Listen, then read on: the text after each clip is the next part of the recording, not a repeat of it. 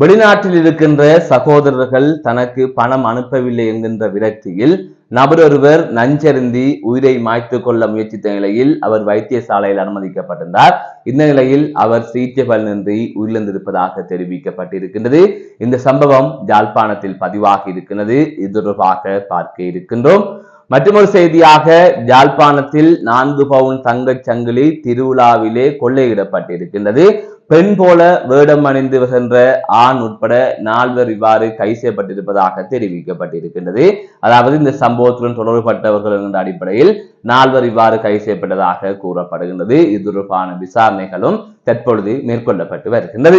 மற்றொரு செய்தியாக யாழ்ப்பாணத்தில் வாள்வெட்டி சம்பவம் ஒன்று பதிவாகி இருப்பதாக தெரிவிக்கப்பட்டிருக்கிறது.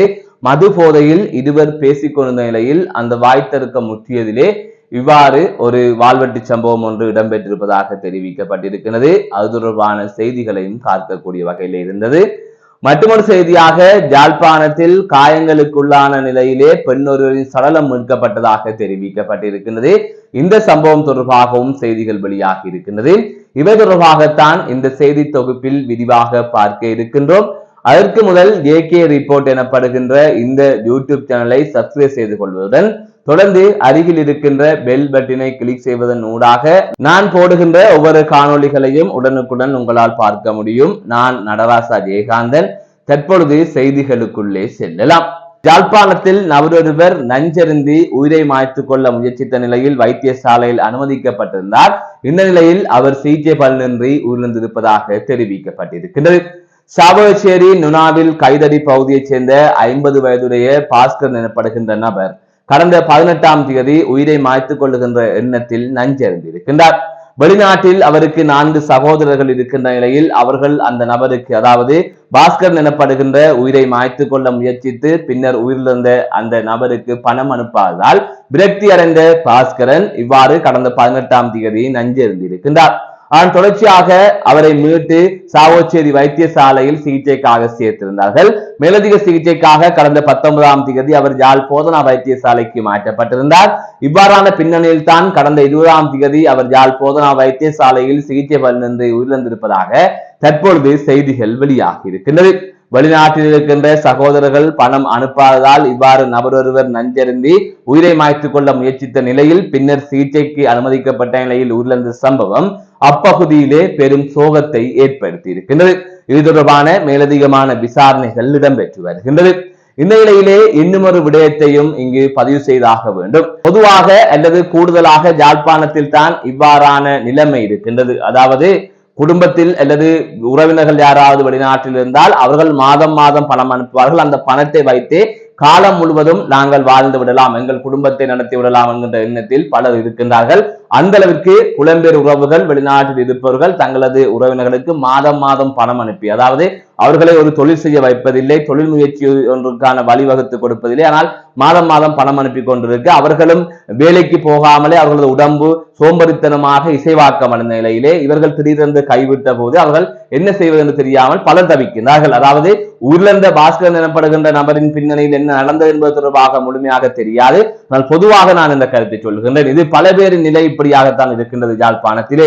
உதாரணத்திற்கு ஒரு இளைஞர்களுக்கு அங்கிருந்து வெளிநாட்டிலிருந்து காசு அனுப்பி வாகனங்களை எடுத்துக் கொடுத்து, மோட்டார் சைக்கிள்களை எடுத்துக் கொடுத்து, சிலவுகளுக்கு பணமும் அனுப்பி, ஐபோனையும் வாங்கி கொடுத்து, அவர்களுக்கு ஒரு பொறுப்பில்லை, ஒரு வேலை இல்லை, அவர்கள் அந்த பணங்களையும் அந்த மோட்டார் சைக்கிள்களையும் வாகனங்களையும் வைத்துக் கொண்டு மது அருந்துதல் அல்லது ஏனைய போதைப் பொருட்களை பாவித்தல், மற்றவர்களை தாக்குவதற்கு செல்லுதல், வாழ்வெட்டில் ஈடுபடல். ஏனென்றால் நாங்கள் யாரையும் பார்க்க வேண்டிய தேவையும் இல்லை, எங்களுக்கு எந்த பொறுப்பும் இல்லை. எங்களுக்கு ஒன்றென்றால் வெளிநாட்டில் இருக்கின்ற சகோதரங்கள் எவ்வளவு செலவழித்தும் எங்களை சட்டத்திலிருந்து வெளியே எடுத்து விடுவார்கள், சட்டத்தின் பிடியிலிருந்து காப்பாற்றி விடுவார்கள் என்கின்ற ஒரு கண்மூடித்தனமான நம்பிக்கை அவர்களிடம் இருக்கின்றது.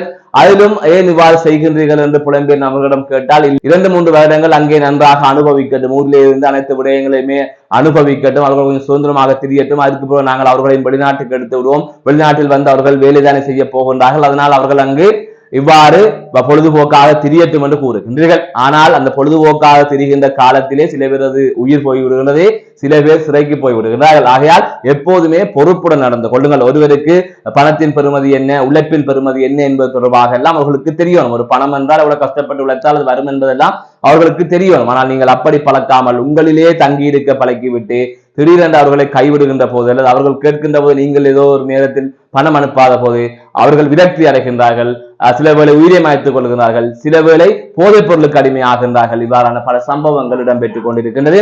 அது தவிர யாழ்ப்பாணத்தில் யாரையும் வேலைக்கு கூட அமர்த்த முடியாத ஒரு சூழ்நிலை தான் இருக்கின்றது. அந்த அளவிற்கு யாரும் அங்கு வேலைக்கு போவதற்கு தயாராக இல்லை. ஒரு குறிப்பிட்ட அளவு, அதாவது ஒரு 100க்கு 15% ஏழ்மையில் வசிக்கின்றார்கள். அவர்கள் மிகவும் சிரமப்படுகின்றார்கள் வாழ்க்கையை கொண்டு செல்வதற்கு. அப்படியான இளைஞர்கள் தான் அங்கு கஷ்டப்பட்டு உழைத்துக் கொண்டிருக்கின்றார்களே தவிர 75% 85% இளைஞர்கள் இவ்வாறு சொகுசு வாழ்க்கையை வாழ்ந்து கொண்டிருக்கின்றார்கள். வெளிநாட்டில் இருப்பவர்களை நம்பி வாழ்ந்து கொண்டிருக்கின்றார்கள் என்பது உண்மையான ஒரு விடயமாக இருக்கின்றது. எனவே இது தொடர்பாக புலம்பெயர் தமிழர்கள் ஆகிய நீங்கள், எனது உறவுகள், சிந்தித்துக் கொள்ளுங்கள். மற்றொரு செய்தியாக, யாழ்ப்பாணத்தில் திருட்டு சம்பவம் ஒன்று பதிவாகி இருப்பதாக தெரிவிக்கப்பட்டிருக்கின்றது. அதாவது யாழ்ப்பாணம் இணுவில் பகுதியிலே ஆலயம் ஒன்றில் தேர் திருவிழா இடம்பெற்றிருக்கின்றது. இந்த தேர் திருவிழாவில் கலந்து கொண்ட பக்தர்களின் 4 பவுன் தங்க நகைகள் கொள்ளையிடப்பட்டிருப்பதாக தெரிவிக்கப்பட்டிருக்கின்றது. பெண் வேடமிட்டு சென்ற ஆண் ஒருவர் உள்ளிட்ட 2 ஆண்களும் 2 பெண்களும் என மொத்தமாக 4 பேர் இந்த சம்பவத்தில் ஈடுபட்ட நிலையில் கைது செய்யப்பட்டிருப்பதாக தெரிவிக்கப்பட்டிருக்கின்றது. இவ்வாறு தங்கச் சங்கிலி காணாமல் போன நிலையில் இது தொடர்பாக கோப்பாய் போலீசாருக்கு தகவல் வழங்கப்பட்ட நிலையிலே கோப்பாய் போலீசார் உடனடியாக அங்கு சென்று சந்தேகத்துக்கிடமான முறையில் சுற்றித் திரிந்த நபர்களை கைது செய்திருந்தார்கள். அது தொடர்ச்சியாக அவர்களிடம் மேற்கொள்ளப்பட்ட விசாரணையில் குறித்த நபர்கள், அதாவது திருட்டில் ஈடுபட்ட, கொள்ளையில் ஈடுபட்டதாக கூறப்படுகின்ற அந்த நபர்கள் மட்டக்களப்பில் இருந்து இங்கு வருகை தந்ததாக தெரிவிக்கப்பட்டிருக்கின்றது. மற்றொரு செய்தியாக, யாழ்ப்பாணத்தில் வாள்வெட்டி சம்பவம் ஒன்று பதிவாகி இருப்பதாக தெரிவிக்கப்பட்டிருக்கின்றது. யாழ்ப்பாணம் வடமராட்சி கிழக்கு உடுத்துறை பகுதியில் தான் இந்த சம்பவம் பதிவாகி இருக்கின்றது. நேற்றைய தினம் ஆலியவளை பகுதியைச் சேர்ந்த ஒருவர் உடுத்துறை பகுதியில் இருக்கின்ற வீடு ஒன்றுக்கு சென்றிருக்கின்றார். இவ்வாறு அங்கு சென்ற நிலையில் வீட்டு உரிமையாளரும் இவ்வாறு சென்ற அந்த ஆலியவளை பகுதியைச் சேர்ந்த குடும்பஸ்தரும் இணைந்து மதுபானம் அருந்திருக்கிறார்கள். அதற்கு பிறகாக இருவருக்கும் இடையிலே வாக்குவாதம் இடம்பெற்றிருக்கின்றது. வாக்குவாதம் முற்றிய நிலையில் தான் அந்த வீட்டு உரிமையாளர் ஆலியவளை பகுதியில் இருந்து அங்கு வந்தவர் மீது வாள்வெட்டு தாக்குதல் மேற்கொண்டதாக தெரிவிக்கப்பட்டிருக்கின்றது. அதன் தொடர்ச்சியாக உடனடியாக அந்த நபர் மருதங்கனி வைத்தியசாலையில் சிகிச்சைக்காக சேர்க்கப்பட்டிருந்தார். அதன் தொடர்ச்சியாக மேலதிக சிகிச்சைகளுக்காக அவர் பருத்தித்துறை ஆதார வைத்தியசாலைக்கு மாற்றப்பட்டதாக செய்திகள் வெளியாகியிருந்தது. இது தொடர்பான செய்திகளும் தற்பொழுது தொடர்ந்து வெளிவந்து கொண்டே இருக்கின்றது. மற்றொரு செய்தியாக, யாழ்ப்பாணத்தில் வீடொன்றுக்குள் இருந்து பலத்த காயங்களுடன் பெண் ஒருவர் சடலமாக மீட்கப்பட்டிருப்பதாக தெரிவிக்கப்பட்டிருக்கின்றது. யாழ்ப்பாணம் பருத்தித்துறை தும்பலை எனப்படுகின்ற பகுதியிலே இந்த சம்பவம் பதிவாகி இருக்கின்றது. தும்பலை பகுதியில் இருக்கின்ற வீடொன்றிலிருந்து 69 வயதுடைய மூதாட்டி ஒருவரின் சடலம் மீட்கப்பட்டிருக்கின்றது. இவ்வாறு மூதாட்டி சடலமாக மீட்கப்படுகின்ற போது அவர் பலத்த காயங்களுக்குள்ளான நிலையிலே சடலமாக மீட்கப்பட்டதாக போலீஸ் தரப்பிலிருந்து தெரிவிக்கப்பட்டிருக்கின்றது. அதன் தொடர்ச்சியாக பிரேத பரிசோதனை மேற்கொள்ளப்பட்டதை தொடர்ந்து உறவினர்களிடம் அந்த மூதாட்டியின் சடலம் ஒப்படைக்கப்பட்டிருக்கின்றது. இந்த நிலையில் இது தொடர்பான விசாரணைகளின் போது அந்த வீட்டுக்கு ஒருவர் திருடச் சென்றிருக்கின்றார். அப்போதுதான் பொல்லால் அந்த மூதாட்டியை தாக்கி கொலை செய்ததாக தெரிவிக்கப்பட்டிருக்கின்றது. இந்த சம்பவம் தொடர்பில் 20 வயதுடைய பருத்தித்துறை பகுதியைச் சேர்ந்த இளைஞன் சந்தேகத்தின் அடிப்படையில் கைது செய்யப்பட்டிருப்பதாகவும் கூறப்படுகின்றது. இது தொடர்பான மேலதிகமான விசாரணைகளும் இடம்பெற்று வருகின்றது. மீண்டும் ஒரு காணொலி சந்திக்கின்றேன். நான் நடராஜா ஜெயகாந்தன்.